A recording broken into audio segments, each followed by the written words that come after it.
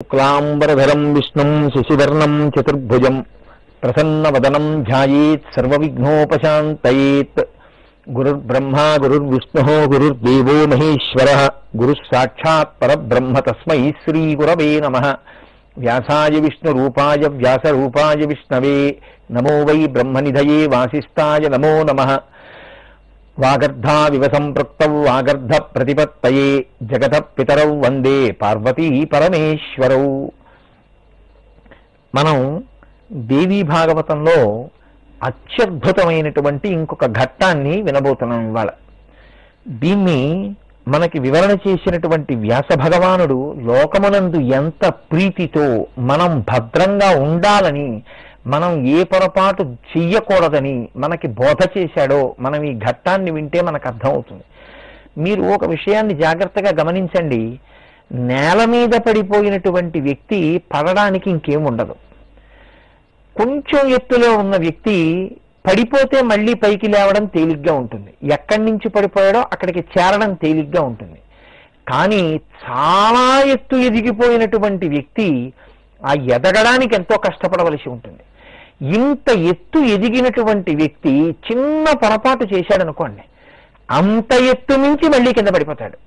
ఆ కింద పడిపోవడం చాలా భయానకంగా ఉంటుంది. ఏ చిన్న పొరపాటు మన జీవితంలో ఎక్కువ ప్రమాదాన్ని తీసుకొస్తుందో, ఎక్కడెక్కడ ఎంత జాగ్రత్తగా ఉండాలో, ఎలా ప్రవర్తించాలో, లోపల పరిశీలనమన్నది ఎంత జాగ్రత్తగా నడుస్తూ ఉండాలో మనకి వ్యాస భగవానుడి చేత నిరూపింపబడి రచింపబడినటువంటి ఈ పౌరాణిక వాంగ్మయం మనకి ఆ సత్యమును బాగా భాషించేటట్టు చేయగలుగుతుంది. ఒకానొకప్పుడు ఇక్ష్వాకు వంశంలో మహాభీషుడు అనబడేటటువంటి చక్రవర్తి, ఆయన 1000 అశ్వమేధయాగములు చేశాడు. ఒక్క అశ్వమేధయాగం చెయ్యడమే చాలా కష్టం. శ్రీరామాయణం బాలకాండలో సగర చక్రవర్తి యొక్క కథని వింటే ఒక్క అశ్వమేధయాగం చేయడం ఎంత కష్టమో మనకు అర్థమవుతుంది. అటువంటి అశ్వమేధయాగాలు 1000 యాగాలు చేశాడు. ఆయనే 100 వాజపేయములు చేశాడు. ఇన్ని చేసినటువంటి ఆ మహాభీషుడు భగవంతుని యొక్క అనుగ్రహం చేత, ఇంద్రుణ్ణి ప్రసన్నుణ్ణి చేసుకోవడం చేత స్వర్గసీమని అలంకరించాడు. ఇది మీరు కొంచెం జాగ్రత్తగా గమనించవలసి ఉంటుంది. ఒక అశ్వమేధయాగం చేయడమే అంత కష్టమైతే 1000 అశ్వమేధయాగములు చెయ్యడం అంటే, 1000 అశ్వమేధయాగములు చేసినప్పుడు కూడా తనకి ఎదురు తిరిగినవాడు, తన గుర్రమును పట్టిన వాడిని నిగ్రహించగలిగినటువంటి స్థిరంగా ఉన్నటువంటి వాడైతే తప్ప 1000 అశ్వమేధయాగములను పూర్తి చేయలేడు. లేకపోతే ఎక్కడో అక్కడ ఆగిపోతుంది. 100 వాజపేయములు పూర్తి చెయ్యాలి. ఇన్ని పూర్తి చేసినవాడు అని అనిపించుకోవాలంటే ఎంత కష్టపడి ఉంటాడో మీరు చూడండి. అందుకే మన వాళ్ళు మాట వాడుతూ ఉంటారు, అసిధారావ్రతము అంటారు.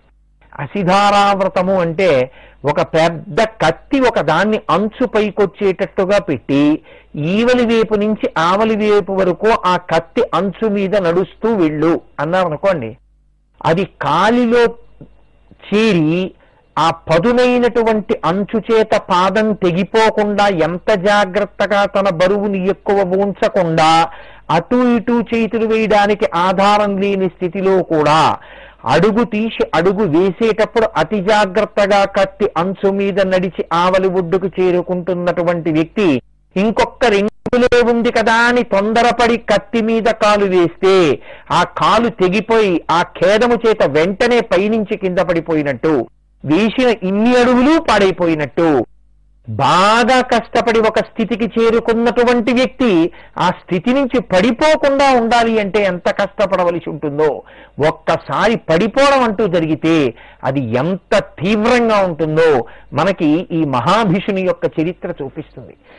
1000 అశ్వమేధయాగములు చేసినవాడు, 100 వాజపేయములు చేసినవాడు, ధర్మమునందు అంత నిష్ట కలిగినవాడు, వేదమును నమ్మినవాడు, స్వర్గ పదవిని పొందినవాడు, ఇంద్రుని యొక్క అనుగ్రహాన్ని పరిపూర్ణముగా అనుభవించినవాడు, బ్రహ్మగారి సభలోకి వెళ్లి నిలబడి బ్రహ్మసభని చూడడానికి కావలసినటువంటి అర్హతని పొందినవాడు, ఇంత కీర్తి గణించినటువంటి మహాభీషుడు ఒకసారి బ్రహ్మగారి సభలోకి వెళ్ళాడు.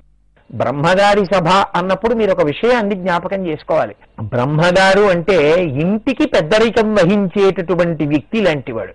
ఒక ఇల్లు ఉందనుకోండి, ఆ ఇంటి యజమాని సొంతంగా ఆయనకేమీ ఆదాయం లేకపోవచ్చు, కానీ ఆ ఇంటి యజమాని అయ్యా వీధి చివర శ్రీరామనవమి పందిరి వేస్తున్నామండి, మీరు ఏదైనా విరాళం ఇవ్వండి అంటే ఓ 100 రూపాయలు రాసి రసీదు పుచ్చుకుని మా అబ్బాయి సాయంకాలం ఆఫీస్ నుంచి వస్తే అడిగి పుచ్చుకోండి అన్నాడు అనుకోండి.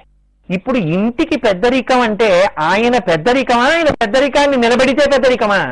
ఇప్పుడు ఆయన పెద్దరికాన్ని నిలబెట్టవలసిన వాళ్ళు ఎవరు? కొడుకు. ఆ కొడుకు ఆఫీస్ నుంచి ఇంటికి వస్తున్నప్పుడు శ్రీరామ పందిరి వాళ్ళు ఆపి అయ్యా మీ నాన్నగారు 100 రూపాయలు రాశారు, మీ దగ్గర పుచ్చుకోమన్నారు, 100 రూపాయలు ఇవ్వండి అని అడిగారు అనుకోండి. ఆయనకి పనా పాడా? రిటైర్ అయిపోయి ఇంట్లో కూర్చున్నాడు, ఇలాగే రాస్తూ ఉంటాడు. ఆయన దగ్గర ఏముంది? ఎర్రయాగాని లేదు. ఆయనకి తోడు మళ్ళీ సందాలు రాయడమా? ఎవడిస్తాడనుకున్నాడు? నేను ఇవ్వనన్నాడు అనుకోండి. ఇప్పుడు కొడుకు పరువు పోతుందా? కొడుకు పరువు కన్నా ఇంటి పెద్ద అనిపించుకుని ఆ దానం చేయడానికి సిద్ధపడినటువంటి ఇంటి యజమాని గౌరవం పోతుందా? ఇంటి యజమాని పెద్దరికం పోతుంది. ఇంటి యజమాని పెద్దరికం ఎందుకు పోతుంది అంటే ఆ పెద్దరికాన్ని నిలబెట్టవలసిన వాళ్ళు నిలబెట్టనప్పుడు పోతుంది. కాబట్టి బ్రహ్మసభయందు ప్రవేశించడము అంటే ఇంటికి పెద్దవాడు ఎలా గొప్పవాడో ఈ సృష్టినంతటినీ చేసినటువంటి బ్రహ్మగారు పెద్దవాడు. కాబట్టి ఆయన ముందు ఒక గౌరవంతో నిలబడవలసి ఉంటుంది, అంతేకాని ఎలా పడితే అలా నిలబడకూడదు. ధౌమ్యుడు విరాట పర్వంలో పాండవులకు చెప్తాడు, ఒక సభలో ప్రవేశించినప్పుడు పెద్దల దగ్గర ఎలా ప్రవర్తించాలో. ఆవలింత తుమ్ము హాసంబు అంటాడు.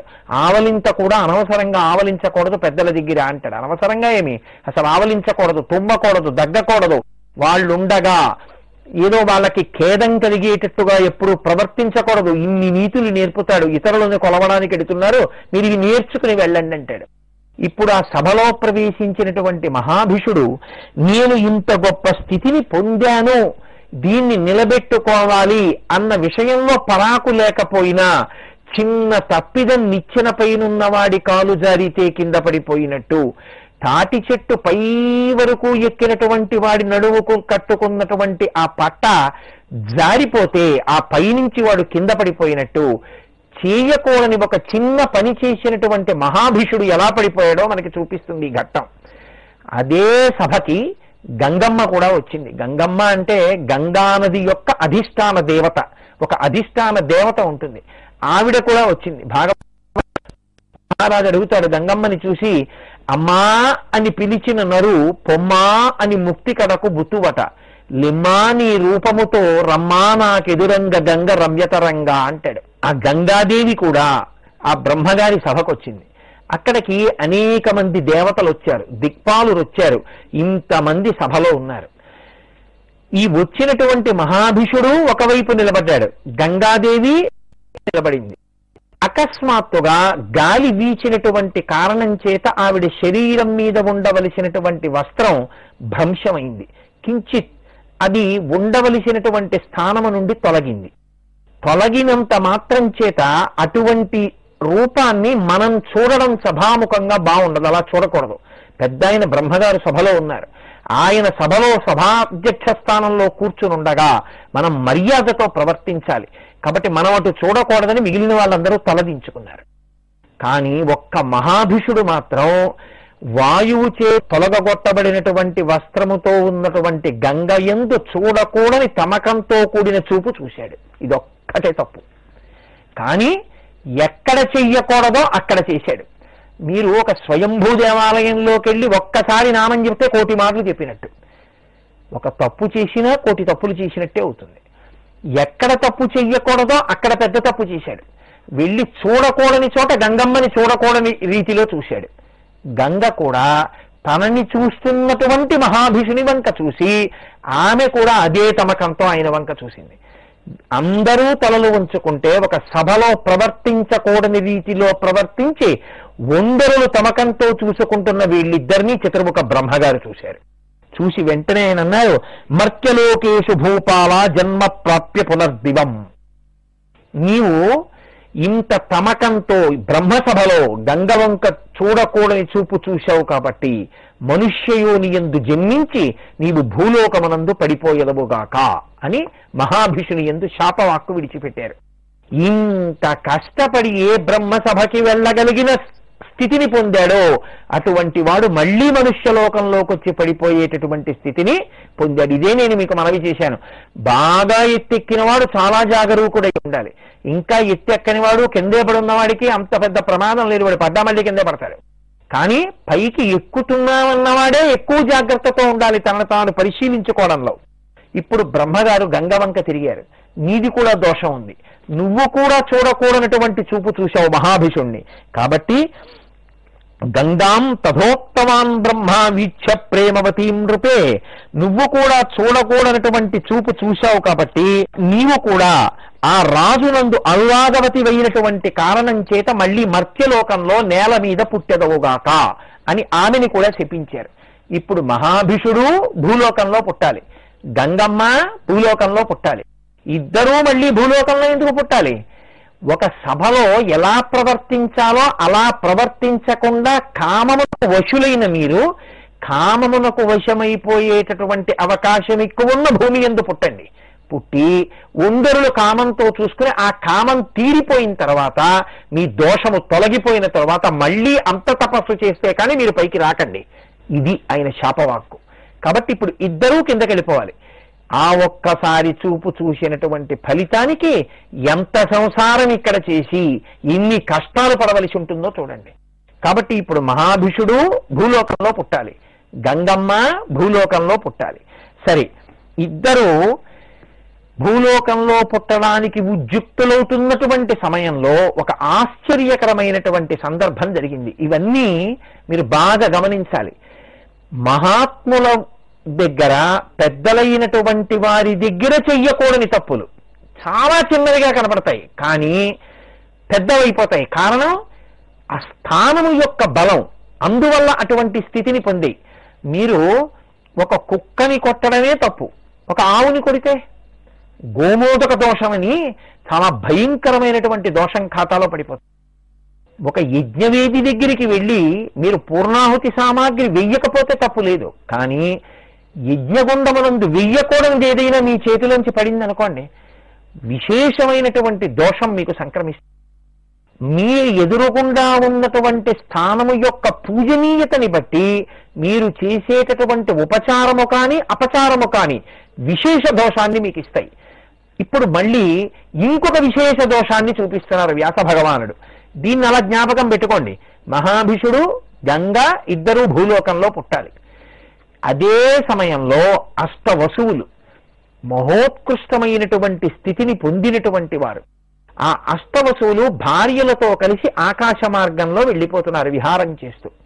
వాళ్ళు వశిష్ఠ మహర్షి యొక్క ఆశ్రమం మీదుగా వెడుతున్నారు. వశిష్ఠ మహర్షి ఆశ్రమంలో లేరు, ఆయన శిష్యులతో కలిసి బయటికి వెళ్ళారు. ఏ నదీ స్నానానికో త్రికాల సంధ్యావందనం చేసే అలవాటు ఉన్నవారు సమీపమునందున్న నదీ స్నానానికి వెడుతూ ఉంటారు. కాబట్టి వశిష్ఠ మహర్షి బయటికి వెళ్ళారు. పైనుంచి వెళ్ళిపోతున్నటువంటి అష్టవసువులలో ద్యో అనబడేటటువంటి ఒక వసువు యొక్క భార్య ఆ ఆశ్రమంలో ఉన్నటువంటి ఆవుని చూపించి, అది ఏమిటా ఆవు అంత తేజస్సుతో ఉంది, దాని మాహాత్మ్యమేమి అని అడిగింది భర్తని. ఆయన అన్నాడు, దుగ్ధమస్యాహ పిపేద్యస్తు నారీవా పురుషోధవా ఆయుతాయుర్భవేం నూనం సదైవాగత యవ్వనః తచ్చుత్వా సుందరీ ప్రాహ మృత్యులోకేస్తి మే సఖీ ఉషీనరస్య రాజర్షేః పుత్రీ పరమశోభన తస్యా హేతోర్మహాభాగా సవత్సాం గాం పయస్వినీం. అది సామాన్యమైన ధేనువు కాదు, దాన్ని కామధేనువు అంటారు. అది నందిని. దాని యొక్క పాలని ఎవరైనా తాగితే అది పురుషుడైనా కావచ్చు, స్త్రీ అయినా కావచ్చు, ఇంకా వారి యవ్వనము చెడదు, ఎప్పుడూ యవ్వనంలో ఉంటారు. అంత గొప్ప పాలివ్వగలిగినటువంటి ఆవు. అంటే వెంటనే ఆ ద్యో భార్య ఒక మాట అంది. ఇది లోకంలో చాలా చిత్రమైనటువంటి ప్రవృత్తి. కోరికలకి కళ్ళమనేటటువంటిది ప్రయత్నపూర్వకంగా మీరు వెయ్యకపోతే ఎందుకో ఒకందుకో పనికొస్తుందని ప్రతి వస్తువు పట్టుకెళ్ళి దాచుకునేటటువంటి అలవాటు వచ్చేస్తుంది, లోభత్వం వస్తుంది. ఇలా అవసరాన్ని అనవసరాన్ని గమనించకుండా, సందర్భోచితమైనటువంటి ప్రవర్తన లేకుండా, ఎప్పుడూ ఏదో ఎవరికో పనికొస్తుందని దాన్ని ఆశించడం వల్ల వచ్చేటటువంటి ప్రమాదం. అడగకూడనిది భార్య అడిగినా ఆ భార్యని ఇది నువ్వు అడగకూడదని నిగ్రహించి నిలబెట్టలేనటువంటి బలహీన మనస్కుడైనటువంటి భర్త దాని వలన పొందేటటువంటి ఫలితము ఎంత దారుణంగా ఉంటాయో. గృహస్థాశ్రమంలో ఉండేటటువంటి భార్యాభర్తలు ధర్మపత్నిగా చేయి పట్టుకుని తరించడానికి మార్గంలో ఎలా వెళ్ళవలసి ఉంటుందో అలా కాకుండా కోర్కెలు విశృంఖలత్వాన్ని పొందితే అర్థం లేని కోర్కెలు పొటమరించడం ఎంత ప్రమాదానికి వెడుతుందో మనకి ఈ ఆఖ్యానం చూపిస్తుంది. ఆ ఆవుని మీరు తీసుకురండి. ఈ ఆవు యొక్క పాలు మర్త్యలోకంలో పుట్టినటువంటి రాజర్షి యొక్క కుమార్తె నా స్నేహితురాలు ఉషీనరా అనబడేటటువంటి స్త్రీకి నేను ఈ పాలు పట్టుకెళ్ళి ఇస్తాను. మనుష్యలోకంలో ఉండేటటువంటి వారి యొక్క యవ్వనము అస్థిరము. మాకురు ధనజన యవ్వన గర్వం హరతి నివేశత్కాల సర్వం మాయామయమిదమఖిలం హిత్వా బ్రహ్మపదంతం ప్రవిశ విదిత్వా అంటారు శంకర భగవత్పాదులు. కాలగతి యందు యవ్వనము నశించిపోతుంది. ఆ బిగి ఆ పట్టు ఉండమంటే ఉండేవి కావు. ఆ అందం తరిగిపోతుంది. జర అంటే వృద్ధాప్యం పట్టుకుంటుంది. కాబట్టి ఉషీనరా అనబడేటటువంటి నా స్నేహితురాలి యొక్క అందం చెక్కు చెదరకూడదు. ఆమె అలా ఉండాలి. ఇది పట్టుకెళ్ళి ఇస్తే తన అందానికి శాశ్వతత్వాన్ని పొందించినటువంటి నా యొక్క ఉపకారతను స్మరించి ఆమె ఎంతో సంతోషిస్తుంది. కాబట్టి మీరు ఆవుని తీసుకురండి. ఆ ఆవుని తీసుకెళ్లి నా స్నేహితురాలికి ఇస్తాను. ఆ ఆవు పాలు తీసుకుని నా స్నేహితురాలు తాగి యవ్వనాన్ని పొందుతుందండి. ఆ ఆవుని వశిష్ఠ మహర్షి ఎందుకు ఉంచుకున్నారు? ఆయన ఆ ఆవు పాలతో స్వాహాకార వషత్కారో అంటారు. స్వాహాకారము వషత్కారము చేస్తారంటే దానితో యజ్ఞయాగాది క్రతువులను చేస్తారు. ఆ యజ్ఞయాగాది క్రతువుల వలన లోకమునకంతటికీ శాంతి కలుగుతుంది. లోకమునకంతటికీ పనికొచ్చేటటువంటి వస్తువు యొక్క ప్రయోజనాన్ని ఒక్కడే పొందాలనుకోవడం ఎంత ప్రమాదకరమో, అటువంటి కోరిక ఎందుకు ఉండకూడదో.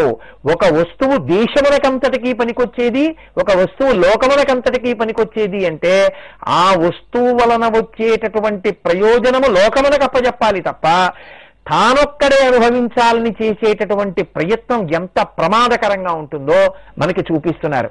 ఇప్పుడు ఆ ద్యో భార్యని నిగ్రహించలేదు. అది వశిష్ఠ మహర్షి యొక్క ధేనువు.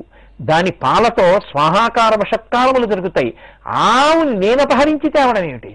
గోవుని అపహరించడమే తప్పు. అందునాది నందినీ ధేనువు. అందున బ్రహ్మర్షి అయిన వశిష్ఠుడికి సంబంధించింది. ఆశ్రమంలో ఉన్నది. లోకశాంతి కొరకు తన పాలతో క్రియాకలాపములకు పనికొచ్చేది. అటువంటి ఆవుని తస్కరించి తీసుకొస్తే ఆ పాపం నన్ను కట్టి కొడపదా? నీ స్నేహితురాలి యొక్క నిత్య యవ్వనం కోసం నేను ఇంతటి పాపకర్మ చెయ్యనా? కాబట్టి నువ్వు అడగకూడదు, నీ చేయకూడదు అని ద్యో అనలేదు. ఆయన కేవలము తన భార్య ప్రీతి చెందడమే తనకి ప్రీతి అనుకున్నాడు. తన స్నేహితురాలు ప్రీతి చెందడమే తనకి ప్రీతని ద్యో భార్య అనుకుంది. ఇప్పుడు ఆయన వశిష్ఠ మహర్షి ఆశ్రమంలోకి వెళ్ళి ఆ నందినీ ధేనువుని అపహరించి, యజమాని లేనప్పుడు యజమానికి చెప్పకుండా ఆ వస్తువుని తెచ్చేసుకోవడం అపహరించడమే కదండి, దొంగతనమే. కాబట్టి ఆ నందినీ ధేనువుని అపహరించి తీసుకుని వచ్చి ద్యో అనబడేటటువంటి ఆ వసువు తన భార్యకి ఇచ్చాడు. ఈలోగా వశిష్ఠ మహర్షి ఆశ్రమానికి తిరిగి వచ్చారు. తన ధేనువు కనపడలేదు. ఆయన ఆశ్రమ ప్రాంగణం అంతా వెతికి చూశారు. ఈ ధేనువుని ఎవరు అపహరించారు అని ఒక్కసారి అంతర్ముఖులై దివ్య దృష్టితో చూశారు. అష్ట వసువులు ఆకాశ మార్గంలో వస్తూ ధేనువుని అపహరించారు అని ఆయన గమనించారు. మీరు చూడండి, సంగం అనేటటువంటిది ఎంత సంతోషాన్ని ఇస్తుందో సంగము అంత ప్రమాదాన్ని కూడా ఇస్తుంది. మీరు మంచి వస్తువుతో కలిసి ఉన్నారనుకోండి, మీకు సత్ఫలితం వస్తుంది. చెడు వస్తువుతో కలిశారనుకోండి, ప్రమాదాన్ని ఇస్తుంది. ఇనుము తనంత తానుగా చాలా గట్టిది. అటువంటి ఇనుముకి నీటితో కలిసిందనుకోండి, తుప్పట్టి ముక్కల కింద విరిగిపోయి, అంత గొప్ప ఇనుము తుప్పట్టేస్తే పసిపిల్లాడు పట్టుకుని ఇలా అన్నా విరిగిపోయేటటువంటి ఇనప ముక్కగా ఇలా చేత్తో పట్టుకుంటే చాలు పిండైపోయి చేతి నిండా అంటుకుపోయేటట్టుగా అంత గట్టి ఇనుము స్వరూపనాశనాన్ని పొందుతోంది. కారణం నీటితో కలిసింది కాబట్టి. అదే ఇనుము అగ్నితో కలిసి ఎలా వంగాలో అలా వంగి చక్కగా ఇంటి కిటికీగా, ఇంటి ద్వారంగా 10 కాలాల పాటు హాయిగా యజమానిని రక్షించడానికి కావలసినటువంటి రీతిలో 10 మందికి ఉపయుక్తమయ్యేటటువంటి రీతిలో మార్పు చెందుతుంది. సత్సంగత్వే నిస్సంగత్వం, నిస్సంగత్వే నిర్మోహత్వం, నిర్మోహత్వే నిశ్చలతత్వం, నిశ్చలతత్వే జీవన్ముక్తి అంటారు శంకర భగవత్పాదులు. సంగము అంత బలమైనది. మీరు ఎవరితో కలుస్తున్నారో, ఎవరితో కలిసి ప్రేరణ పొందుతున్నారో అది మీ మీద అంత ప్రభావాన్ని చూపిస్తుంది. కాబట్టి ఇప్పుడు చూడండి, ఈ ద్యో అనబడేటటువంటి వసువు చేసినటువంటి పాపపు పని యందు వీళ్ళకి భాగం లేకపోయినా కలిసి వచ్చిన పాపానికి ఆయన ధేనువుని అపహరిస్తున్నప్పుడు మాట్లాడకుండా ఊరుకున్న పాపానికి మిగిలిన 7 వసువులు కూడా శాపాన్ని అనుభవించవలసి వచ్చింది. అష్టవసువులు అపహరించారు, 8 వసువులు కలిసి వచ్చారు. వసువులు అపహరించారు కాబట్టి 8 శపిస్తున్నానన్నారు వశిష్ఠ మహర్షి. ఆయన అన్నారు, తస్మాత్ సర్వే జనిష్యంతి మానుషేషు న సంశయ. మీ 8 మీ పదవులను కోల్పోయి దొంగతనం చెయ్యాలనేటటువంటి బుద్ధి మనసుకు పుడితే నిగ్రహించుకోలేని బలహీనత కలిప్రభావం చేత ఈ భూమి ఎందుంటుంది. కాబట్టి మీరు మర్త్యలోకమునందు పుట్టండి. చావు పుట్టుకలనేటటువంటివి ఎంత భయంకరమైనవో మీకు తెలియాలి. కాబట్టి మనుష్యలోకంలో పుట్టండి అన్నారు. అంటే ఆ 8 వసువులు కలిసి పరుగు పరుగున వచ్చి ఆ వశిష్ఠ మహర్షి యొక్క పాదముల మీద పడ్డారు. అయ్యా, మేము చేసిన తప్పు లేదు, ద్యో అన్న వసువు అపహరించాడు, ఆయన భార్య అడిగిందని. మేము చేసిన ప్రారంధం ఏమిటంటే ఆయనతో కలిసి ఉన్నాం అంతే. దానికి మాకింత ఘోరమైన శాపమా? మేము చేసిన దోషానికి ద్యో చేసిన దోషానికి తేడా ఉంది. అతను అపహరించాడు, మేము నిగ్రహించలేదు, అంతే తేడా. కాబట్టి అపహరించని మాకు ఇంతే శిక్ష, అపహరించిన ద్యోకి అంతే శిక్ష వేస్తే ఇంకా పాపము యొక్క వ్యగ్రతని బట్టి శిక్ష వెయ్యడము అన్న మాట అర్థం లేకుండా పోతుంది కదా మహానుభావ. కాబట్టి మమ్మల్ని అనుగ్రహించవలసింది అని పాదముల మీద పడ్డారు.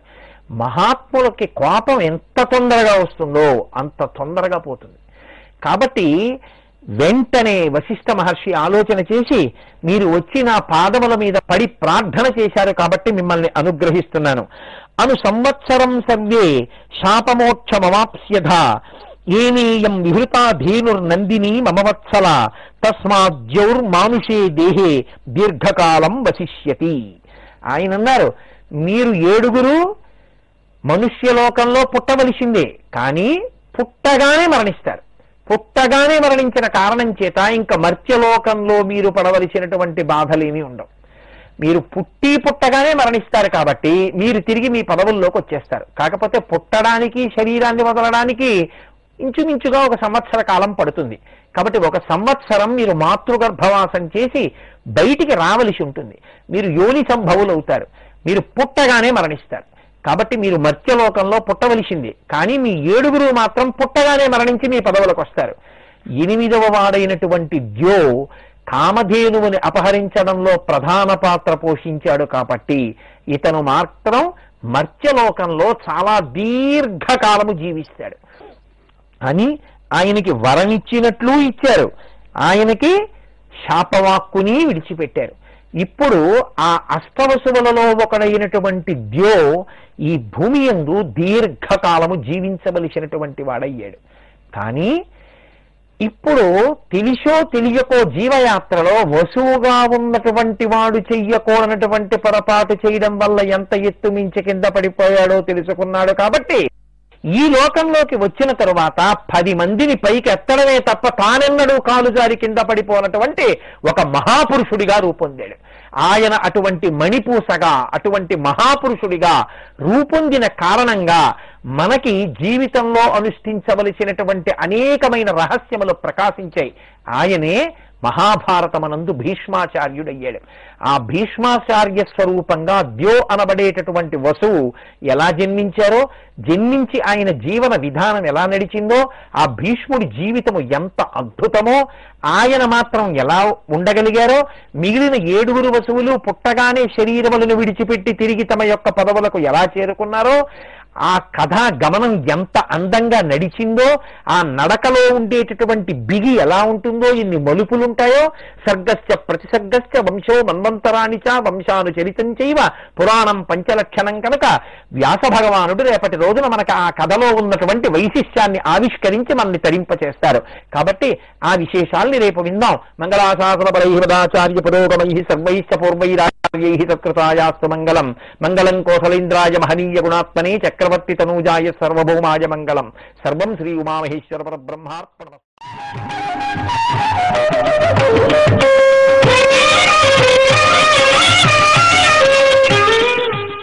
శుక్లాంబరధరం విష్ణుం శశివర్ణం చతుర్భుజం ప్రసన్నవదనం ధ్యాయేత్ సర్వవిఘ్నోపశాంతయేత్. గురుర్బ్రహ్మా గురుర్విష్ణుః గురుర్దేవో మహేశ్వరః గురుః సాక్షాత్ పరబ్రహ్మ తస్మై శ్రీ గురవే నమః. వ్యాసాయ విష్ణురూపాయ వ్యాసరూపాయ విష్ణవే నమో వై బ్రహ్మనిధయే వాసిష్ఠాయ నమో నమః. వాగర్ధావివ సంపృక్తౌ వాగర్ధ ప్రతిపత్తయే జగత పితరౌ వందే పార్వతీ పరమేశ్వరౌ. హరి ఓం.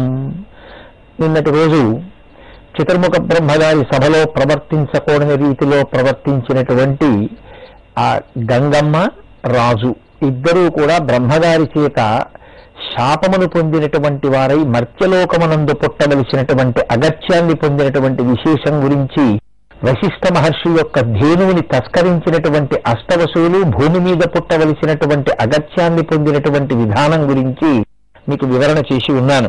ఇప్పుడు ఆ మహాభిషుడు బ్రహ్మగారి శాపం చేత భూలోకం మీద పుట్టాలి. పుట్టడం అంటే ఎవరి కడుపున పుడితే తన ధర్మానుష్ఠానమునకు వైక్లభ్యము కలగదో అటువంటి ఒక మహాపురుషుని కడుపున పుట్టాలని నిర్ణయం చేసుకుని సిద్ధపడినటువంటి ఆ మహాభిషుడు ప్రతీపునికి కుమారుడిగా జన్మించాడు. ఆ ప్రతీపుడు సామాన్యమైనటువంటి వ్యక్తి కాడు. ఆయన గంగానది ఒడ్డున కూర్చుని సూర్యమండలాంతర్గతమైనటువంటి శక్తి స్వరూపమైనటువంటి వరేణ్యమును గూర్చి స్తోత్రము చేసినటువంటి మహానుభావుడు. ఆ గంగకి అధిష్టాన దేవతగా ఉన్నటువంటి గంగమ్మ పైకి లేచి వచ్చి ఆ ప్రతీపుని యొక్క కుడితెడ మీద కూర్చుని నేను నీ యందు భర్తృత్వమును పొందాలనుకుంటున్నాను, అంటే నీకు నేను భార్యని కావాలనుకుంటున్నాను అంది. వెంటనే మహాధర్మాత్ముడు, వేదవేదాంగ నిరతుడు, సదాచారపరాయణుడు, ద్విజుల చేత పొగడబడినటువంటి వాడు, అపారమైనటువంటి కీర్తి కలిగినటువంటి వాడు, తపశ్శక్తి సంపన్నుడు, సూర్య భగవానుడి యొక్క అనుగ్రహం పొందినటువంటి వాడైన ప్రతీపుడన్నాడు, స్థితా దక్షిణ ఊరుమ్మే సమాశ్లిష్యత భామిని అపత్యానాం స్మృశానాంచ స్థానం విద్ధి రుచిస్మితే స్మృశామే భవ కళ్యాణి జాతే పుత్రేతి వంచితే భవిష్యతి చమే పుత్రస్తవ పుణ్యాన్న సంశయ. ఆయన అన్నారు, నీవు వచ్చిన కుడితెడ మీద కూర్చున్నావు. కుడితెడ కొడుకులు కూర్చోవడానికి, కోడళ్లు కూర్చోవడానికి మాత్రమే యుక్తమైనటువంటి స్థానం పురుషుడికి. ఎడమతెడ మీద భార్య కూర్చుంటుంది. భార్యయే ప్రియురాలు కాబట్టి ఎడమతెడ మీద కూర్చున్నది భార్య. కుడితెడ మీద కూర్చోవడానికి అర్హత పొందిన వారు ఒక్క కొడుకులు, కోడళ్ళు. కోడలు తన కూతురుతో సమానం కాబట్టి కోడలు కుడితెడ మీద కూర్చోవాలి, ఎడంతెడ మీద భార్య కూర్చోవాలి. అందుకే భద్రాచలం వెళ్ళినటువంటి శంకర భగవత్పాదులు రామచంద్రమూర్తి యొక్క ఎడమతెడ మీద కూర్చున్నటువంటి సీతారామ దర్శనం చేసి వామాంకస్థిత జానకీ పరివసత్కోదండ దండంకరీ చక్రం చోద్భకరేణ బాహుయుగలే శంఖం సరం దక్షిణే అని ఆ ఎడమతెడ మీద కూర్చున్నటువంటి సీతమ్మతో కూడియున్న రామచంద్రమూర్తి యొక్క స్వరూపాన్ని వర్ణన చేసి స్తోత్రం చేస్తారు. ఎడమతెడ ఒక్క భార్య మాత్రమే కూర్చోవలసింది, కానీ నువ్వు కుడితెడ మీద కూర్చున్నావు కాబట్టి ఓ గంగా, నీవు నాకు భార్యవి కాలేవు, నా కుమారుడికి భార్య అవుతావు. నాకు ఉత్తరోత్తర పుత్ర సంతానం కలుగుతుంది.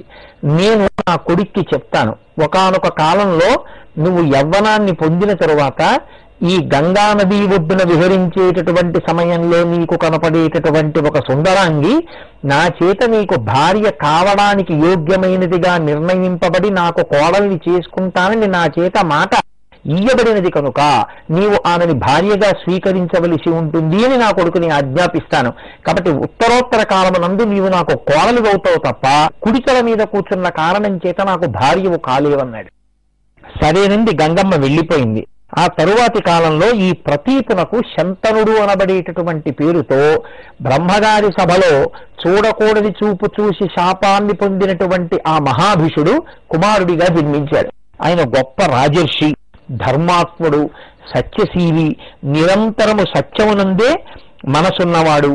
అటువంటి కుమారుణ్ణి పొందాననేటటువంటి సంతోషాన్ని పొందినటువంటి ప్రతీపుడు చాలా కాలం శరీరంతో ఉండి ఆయన తన కుమారుడికి యవ్వరాజ్య పట్టాభిషేకం చేసి తన తపోబలంతో శరీరం పడిపోయిన తరువాత ఊర్ధ్వలోకాల్ని చేరుకుని స్వర్గసీమని అలంకరించాడు. అటువంటి మహానుభావుడైనటువంటి ప్రతీపుని కుమారుడైనటువంటి శంతనుడు ఒకానొక సమయంలో గంగానది ఒడ్డున విహారం చేస్తూ వేటాడుతున్నాడు. ఆయన మంచి యవ్వనంలో ఉన్నాడు. ఈయన తండ్రి ప్రతీపుడు గంగమ్మకి మాట ఇచ్చాడు. ఆ గంగమ్మకి జ్ఞాపకం ఉంది, బ్రహ్మగారి శాపం చేత నేను ఈ భూలోకంలో పుట్టాను, మహాభిషుడు శంతనుడిగా పుట్టాడు, ఇప్పుడు నేను శంతనుడికి భార్యని కావాలి అని ఆవిడికి జ్ఞాపకం ఉంది. కానీ శంతనుడిగా పుట్టగానే తాను మహాధీషుడిగా ఉండేవాణ్ణని శాపాన్ని పొంది అలా పుట్టానని శంతనుడు మాత్రం మరిచిపోయాడు. ఎందుచేత అంటే పూర్వజన్మ జ్ఞానం ఎంతవరకు ఉంటుంది మనిషికి అని అడిగింది వేదాంత శాస్త్రం. భాగవతంలో దీని మీద చర్చ ఉంది. తల్లి కడుపులో ఉన్నంత కాలం పూర్వజన్మ జ్ఞానం ఉంటుంది. లోపల తల కిందకుంటుంది, కాళ్ళు పైకుంటాయి, శరీరం పెరిగిపోతుంది, చైతన్యం వచ్చేస్తుంది.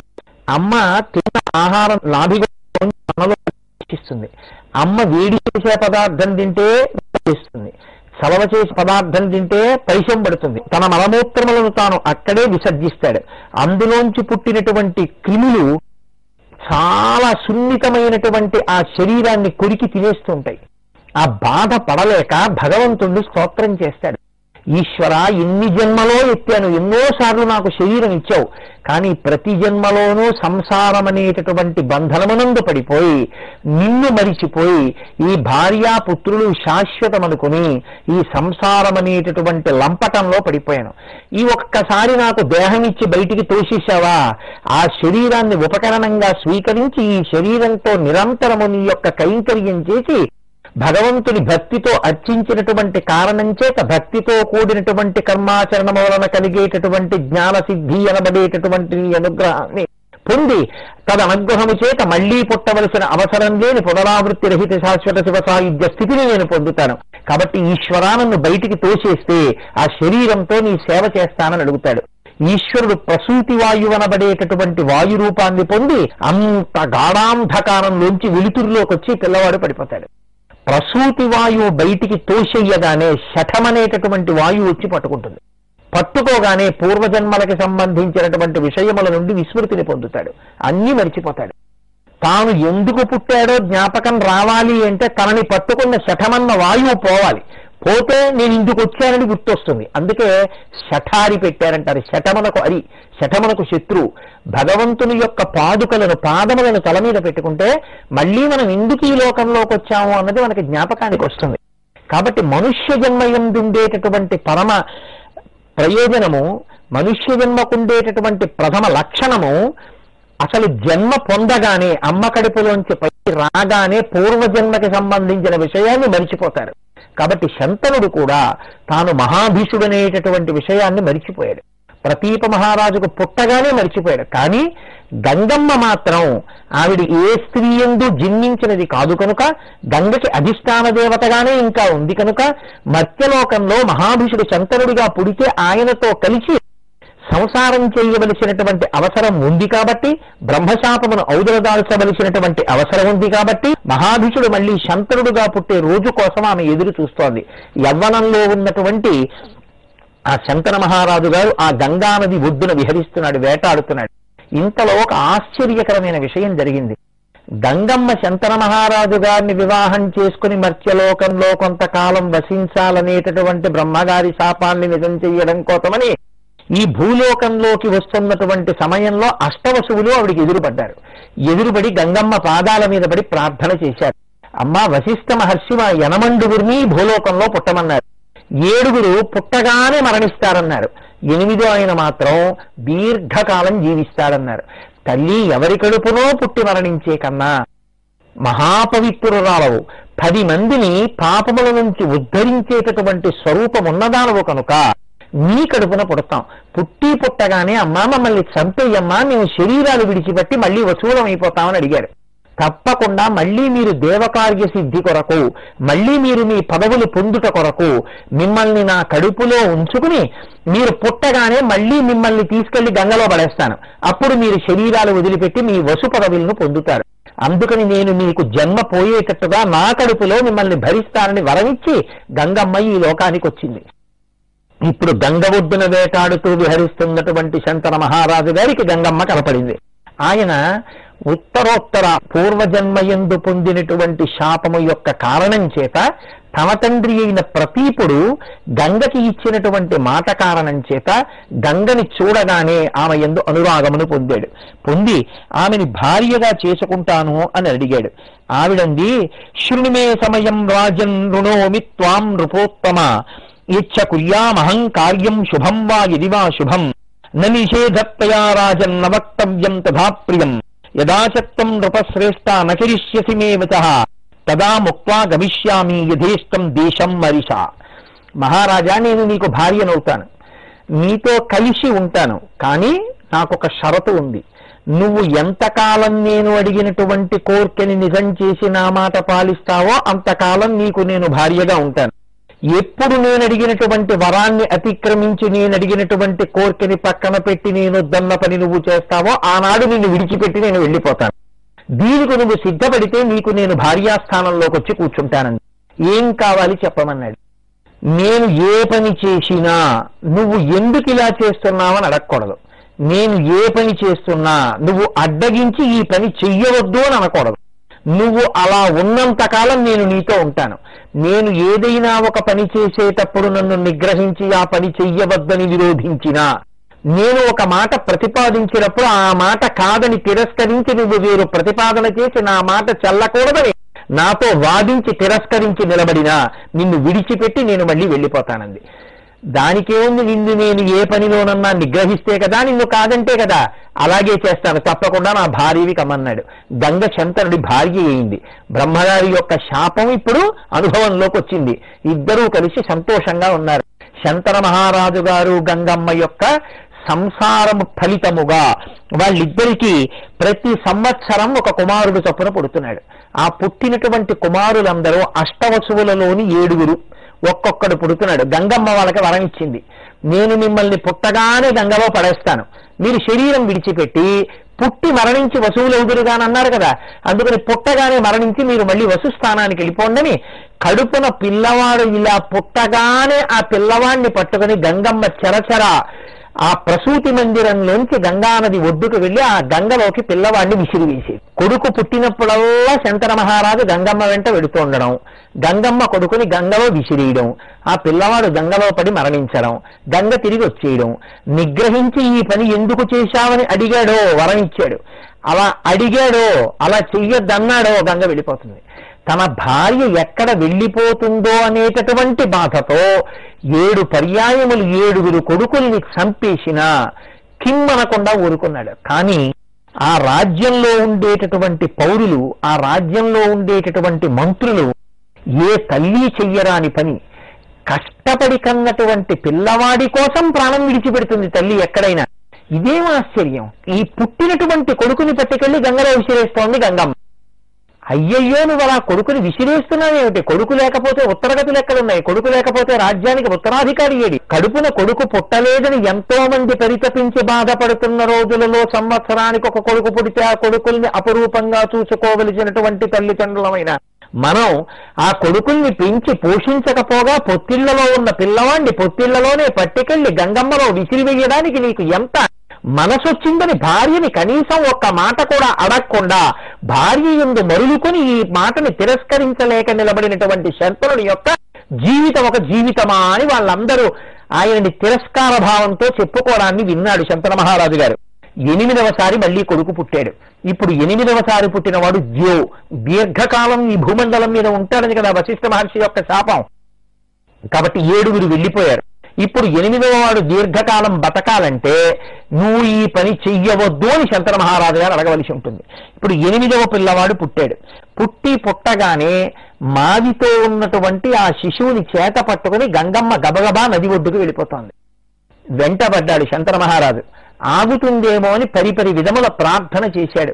అయ్యో, 7 పిల్లల్ని గంగలో పడేశావు, వీడు 8వ వాడు. పుట్టినటువంటి కొడుకు ఎందుకు ఇలా కొడుకుల్ని పడేస్తామని ఆవిడ ఆగలేదు, నది ఒడ్డుకు వెళ్ళిపోతోంది. ఇక పిల్లవాణ్ణి విసిరేస్తుందేమో అనేటటువంటి భావన చేత కలిగినటువంటి వ్యగ్రత చేత తాను ఇచ్చినటువంటి వరాల్ని కూడా విస్మరించి ఒకవేళ నేను వద్దు అనడం వల్ల గంగమ్మ నన్ను విడిచిపెట్టి వెళ్ళిపోతే వెళ్ళిపోవుగాక. 7 కొడుకులు చచ్చిపోయారు. కనీసం ఈ 8వ వాడైనా దక్కాలి. ఎందుకు అనుకుంటున్నాడు శంకరుడు అలాగా? తనకి 8 కొడుకులు పుడతారని వాళ్ళు అష్టవసువులని తెలుసున్నది గంగమ్మ తప్ప అష్టవసువులు తన కడుపున పుడతారన్న విషయం తెలియని వాడు శంకర మహారాజు. తన పుట్టుక గురించే తనకి తెలియనివాడు. మత్స్యలోకంలో పుట్టగానే మరిచిపోయాడు పూర్వజన్మ వృత్తాంతాన్ని. అటువంటి వాడికి అష్టవసువులు పుట్టారన్న విషయం ఎలా తెలుస్తుంది? అందుకని అది ఈశ్వర శాసనం, వశిష్ఠ మహర్షి యొక్క శాపం. ఆయన వాక్కు నిజం కావాలి. ఎనిమిదో వాడు బతకాలి, దీర్ఘాయుష్మంతుడు కావాలి. అందుకని ఇప్పుడు ఆయన అన్నాడు, ఎనిమిదో వాడిని గంగలో విసరబోతుంటే అపుత్రస్య గతిర్నాస్తి స్వర్గే వేద విదో విదుహు తస్మాదద్య వరో రోహే ప్రార్థయామ్యస్తమం సుతం. అపుత్రులకు అసలు స్వర్గాది లోకములు లభించవు అని నేను ఎందరో పెద్దలు చెప్పగా విన్నాను. 7 కొడుకులు పుడితే 7 కొడుకులు విశేషం. ఈ శరీరంలో ఉండే బలమిలా ఉండిపోతుందా? ఒకానొక నాడు శరీరము జర్జరీభూతమై శరీరం పడిపోతుంది. పడిపోయినప్పుడు చిట్ట చివర శరీరంలోంచి ప్రాణము ఉత్క్రమణమైపోతుంటే కొడుకు పక్కన నిలబడి తన ఒళ్ళో తండ్రి యొక్క శిరస్సు పెట్టుకుని ఆ నోట్లో కాస్త గంగాజలం పోస్తే గరుడ పురాణంలో చెప్పినట్టు 1,00,000 తేళ్లు కరిచినటువంటి బాధ నుంచి కూడా ఉపశాంతి పొందగలిగినటువంటి సౌఖ్యాన్ని తండ్రి ఏ రోజున పొందుతాడంటే కొడుకు ఒళ్ళో తలపెట్టుకుని ప్రాణాన్ని విడిచిపెట్టినప్పుడే ఉపశాంతి పొందుతాడు. అటువంటి కొడుకుల్ని కాదని గంగలో విసిరేస్తున్నావే గంగా, ఇప్పుడు ఈ 8వ కొడుకుని విసిరేయడానికి వీల్లేదు. పాపిష్టే కింకరోం యజ్ఞ నిరయాన్న బిభేషికిం కాసి పాప కారణాం త్వం పుత్రీ పాపరతా సదా. నువ్వు మహాపాప కార్యాన్ని చేస్తున్నావు. ఓ పాపిష్టిదానా, తన పిల్లల్ని తాను చంపుకున్న మనుష్యకాంతవి నువ్వే. దేవకార్యార్థ సిద్ధ్యర్థం జానీహి సంభవో మమ. గంగమ్మంది, ఓయ్ వెర్రివాడా మహారాజా, నీకేం తెలుసు? నేను చేద్దామన్న పని ఎప్పుడు వద్దంటావో అప్పుడు నేను విడిచిపెట్టేస్తానన్నాను. ఇప్పుడు నేను చేద్దామన్న పని వద్దన్నావు కాబట్టి నిన్ను వదిలేస్తున్నాను. ఈ 7 మరణించవలసిందే, 8వ వాడు బ్రతకవలసిందే. ఎందుకో చెప్పక్కర్లేదు, ఆవిడొక్క మాట చెప్పి వదిలేసింది.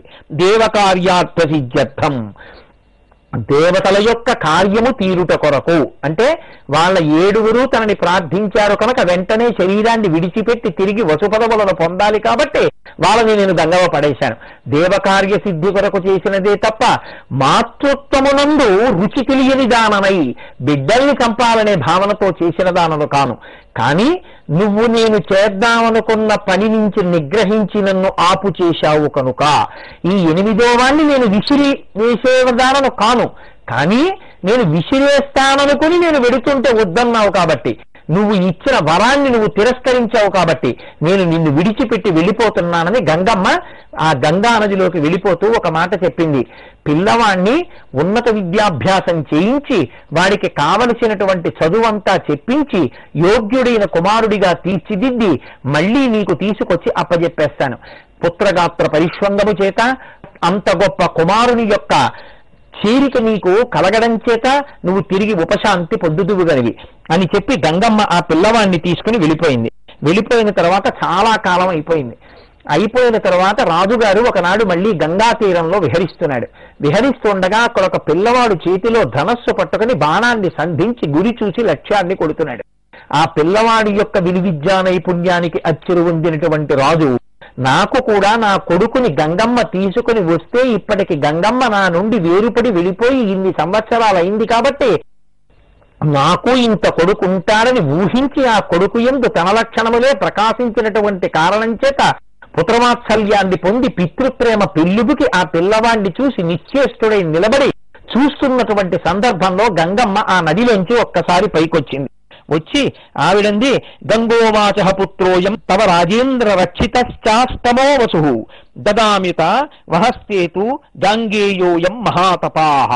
ఈయన 80 వసువులలో 8వ వాడైనటువంటి ద్యో. ఇతని నేను పెంచి పెద్ద చేశాను. గంగాసుతుడిగా పుట్టి పెరిగి పెద్దవాడైన వాడు కాబట్టి ఇతనిని గాంగేయుడు అని పిలుస్తారు.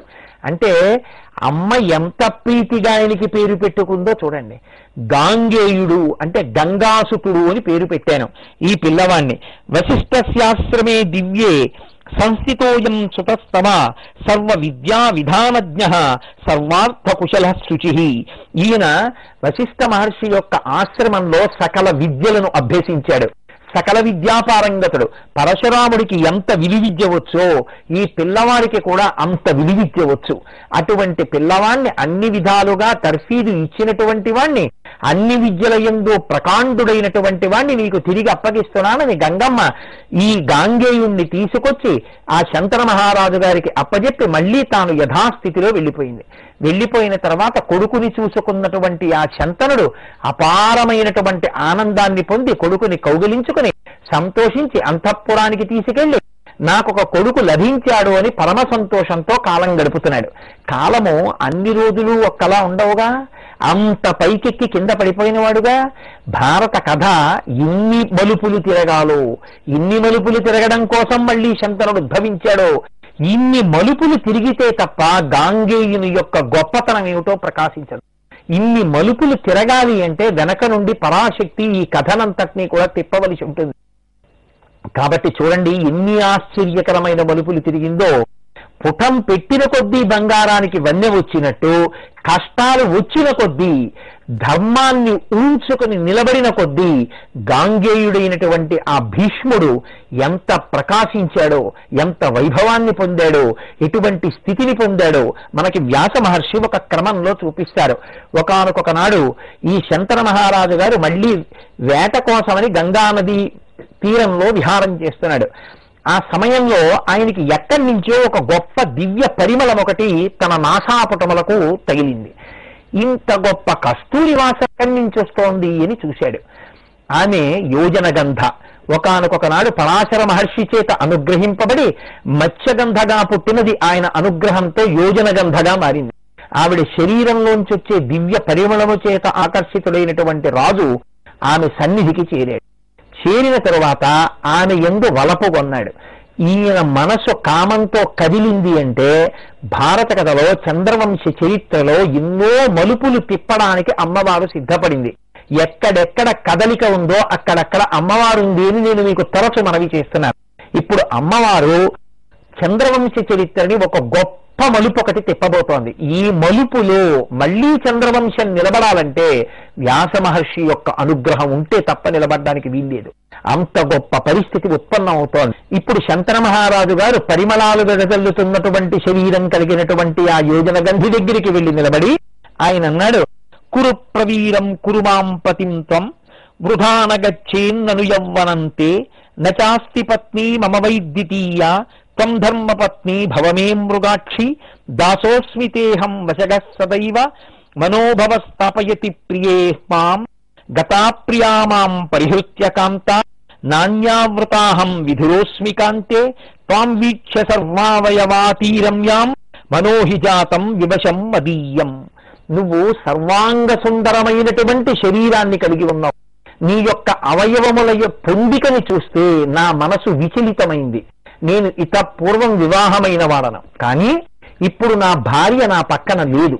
నా భార్య నా పక్కన లేని కారణం చేత ఇంతకాలం నుంచి నేను జీవితాన్ని వెళ్లదీస్తున్నప్పటికీ కూడా నా మనస్సు ఏకాంత యందు లగ్నము కానటువంటి కారణం చేత తిరిగి భార్యాస్థానాన్ని వేరొక కాంతతో పూరించాలనేటటువంటి కోరిక నాకు పుట్టలేదు. కానీ నిన్ను చూడగానే నేను నీ యందు అనురక్తుడనయ్యాను. ఇంత అందచందములున్నటువంటి నీ యవ్వనము వృధా పోరాదు. కాబట్టి నేను ఇతపూర్వం భార్యా సహితుడనైనా ఇప్పుడు నా భార్య నన్ను విడిచిపెట్టి వెళ్లిపోయినటువంటి కారణం చేత నేను భార్యారహితుడనై ఉన్నాను. కాబట్టి నువ్వు నా భార్యాస్థానంలోకి వచ్చి కూర్చుంటే నేను ఎంతో సంతోషాన్ని పొందుతాను. భార్యవి కావలసినది అని ప్రార్థన చేశాడు. ఆ సత్యవతీదేవి అంది, నేను స్వైరిణిని కాను అంది. స్వైరిణి అంటే స్వేచ్ఛా ప్రవృత్తి కలిగినది.